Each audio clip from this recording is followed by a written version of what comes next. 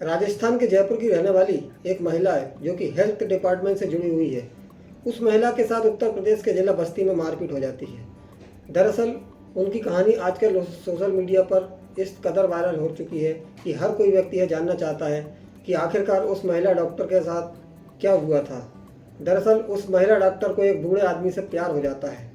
वह बूढ़ा आदमी अब उत्तर प्रदेश पुलिस में एक बड़े पद पर मौजूद है। अब ऐसी कहानी सामने आ चुकी है कि लोग इस कहानी को सुनकर चटकारे भी लगा रहे हैं और इस कहानी को सुनने के बाद लोगों को लग रहा है कि इस बूढ़े पुलिस अधिकारी को ऐसा क्या हुआ जो उसे प्यार हो गया था।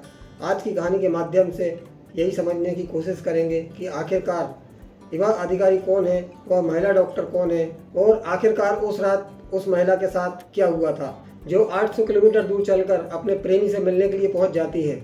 नमस्कार दोस्तों, मेरा नाम है देव और आप देख रहे हैं क्राइम कैनवस। तो चलिए शुरू करते हैं। आज की जो सच्ची घटना है मैं आपको सुनाने जा रहा हूँ। ये घटना उत्तर प्रदेश के बस्ती जिले की है और 26 मई 2024 की रात लगभग 11 बजे के आसपास सीओ सिटी का जो सरकारी आवास था, सीओ सिटी के सरकारी आवास पर रात 11 बजे के आसपास बार बार दरवाजे पर नॉक किया जा रहा था। दरवाज़ा खुलवाने की कोशिश की जा रही थी। जैसे एक बार, दो बार, तीन बार नॉक होता है, आवाज़ लगाई जाती है। यह आवाज़ किसी और महिला की आवाज़ थी। अंदर सीओ साहब होते हैं जिनका नाम विनय कुमार चौहान होता है और उन्हें जरा सी भी देर नहीं लगती यह समझने की कि आवाज़ तो उनकी पत्नी की है। अब ऐसी स्थिति में वह कभी इधर भागते हैं, कभी उधर भागते हैं, कभी कपड़ों को बदलने की कोशिश कर रहे थे, कभी कुछ कर रहे थे। वो समझ नहीं पा रहे थे कि आखिरकार करें तो क्या करें। जैसे जैसे सेकंड दर सेकंड आगे वक्त बढ़ रहा था, क्योंकि एक एक सेकंड भी काटना मुश्किल हो रहा था, वह चाह रहे थे कि किसी तरह ये वक्त आगे बढ़ जाए, लेकिन वक्त आगे बढ़ने वाला था नहीं। साथ ही उनकी पत्नी की और पत्नी के साथ पीछे खड़ी उनकी बेटी की आवाज़ आने लगती है। बेटी कहती है कि पापा जितनी जल्दी हो सके दरवाज़ा खोल दो, नहीं तो अच्छा नहीं होगा। अब दरवाज़ा खोलना ही मजबूरी थी। कुछ देर के बाद दरवाज़ा खुलता है। सीओ साहब अपने आप को संभालते हुए अपने आप को संभाल ही रहे थे कि उनके सामने एक महिला बैठी हुई है। उस महिला को देखने के बाद बाहर से जो आवाज़ आई थी, बाहर सीओ साहब की पत्नी और बेटी होती है और उस महिला को देखते ही पूछते हैं कि यह कौन है, यह महिला कहाँ से आई है। दरअसल इससे पहले कि सीओ साहब कुछ बोलते, सीओ साहब की पत्नी को इस कदर गुस्सा आ जाता है कि वह चप्पल निकालती है और निकालने के बाद मारपीट करना शुरू कर देती है। अगर प्रत्यक्ष दर्शक मीडिया की रिपोर्ट माने और जो चर्चाएं चल रही हैं उस बात को माने तो सीओ साहब की पत्नी ने न केवल उस सीओ साहब को पीटा बल्कि उस महिला के साथ भी ज़्यादा ही उग्र हो जाती है और लगातार मारपीट करती रहती है। अब हंगामा खड़ा हो जाता है। कई पुलिस अधिकारी, कई लोग तक बात पहुंच जाती है। मौके पर जो सिपाही थे जिनकी ड्यूटी लगी थी वह भी आ जाते हैं। किसी तरह से उनकी पत्नी को शांत करने की कोशिश की जाती है, लेकिन उनका गुस्सा लगातार बढ़ रहा था। अब इस सीओ साहब की जो पत्नी होती है सीधे ही उन्होंने उच्च अधिकारियों से संपर्क साधने की कोशिश की और जो पूरा मामला था उसको बताने की कोशिश की कि आखिरकार उनके सरकारी आवास पर पति के साथ एक महिला है और यह क्या चल रहा है। यह वाकया लगभग 11 बजे से शुरू होता है और रात के 2 बजे तक चलता है और 2 बजने के बाद 2 लेडीज़ पुलिस आती हैं और मौके पर से आने के बाद अब घर के अंदर जो एक महिला मौजूद थी, उस महिला के साथ जो पहले से मारपीट हो चुकी थी, उसे लग रहा था कि शायद सब कुछ मामला ख़त्म हो चुका है, अब शायद कोई बात नहीं है। लेकिन जब पुलिस वाली उन्हें अपनी हिरासत में लेती हैं और हिरासत में लेने के बाद यहाँ से चली जाती हैं और जब जा रही थी तब उन्होंने अपना परिचय दिया कि वह राजस्थान सरकार में मेडिकल डिपार्टमेंट में राज्य नियंत्रण अधिकारी है।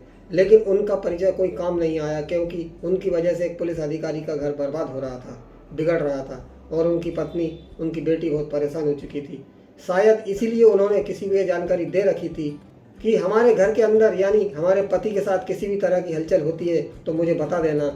और शायद इसीलिए रात के 11 बजे अचानक उस महिला की दस्तक होती है और वह अपने पति को रंगे हाथों एक महिला का साथ पकड़ लेती है। हंगामा बढ़ ही रहा था। हंगामा बढ़ने के साथ साथ महिला कांस्टेबल आती है और महिला कांस्टेबल इस महिला डॉक्टर को यहाँ से साथ लेकर चली जाती है। अब बस यही जानकारी जुड़ने की कोशिश की जा रही थी कि यह महिला डॉक्टर कौन है, तो पता चलता है कि राजस्थान की राजधानी जयपुर में उनकी पोस्टिंग है और यह महिला बड़े पद पर है और लगभग 800 किलोमीटर दूर चलकर अपनी कार से यह सीधे बस्ती पहुंच जाती है अपने प्रेमी यानी डॉक्टर डीएसपी साहब से मिलने के लिए। और डीएसपी साहब उनका बेसब्री से इंतजार कर रहे थे। वो नहीं जानते थे कि आज की जो रात है वह इतनी भयानक रात हो जाएगी। अब जो वाक़या हुआ था उस वाक़ये से बचने के लिए वे लगातार कोशिश कर रहे थे क्योंकि मामला अधिकारियों तक पहुँच चुका था। इसलिए इस मामले को अब दबाने का जितना प्रयास हो सकता था वह प्रयास किया जाता है। अब इस महिला को अगले दिन शायद छोड़ दिया जाता है।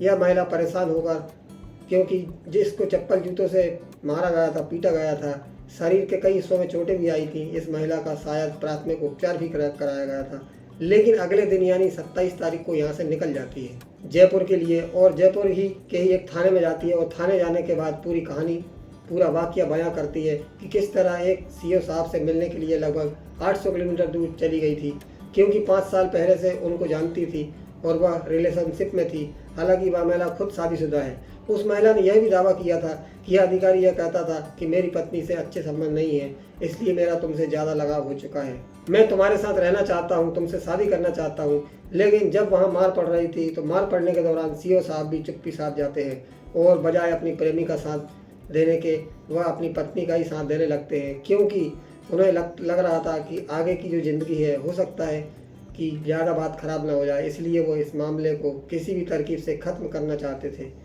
वह महिला जो जयपुर में जाकर नज़दीकी पुलिस स्टेशन में एफआईआर दर्ज कराती है तो जीरो एफआईआर दर्ज हो जाती है। और जब जीरो एफआईआर दर्ज होती है तो जिस थाने की वो घटना होती है वो घर वो एफआईआर चलकर सीधा पहुंचाई जाती है। अब इस एफआईआर को पहुंचाने में 1-2 दिन का समय लग जाता है।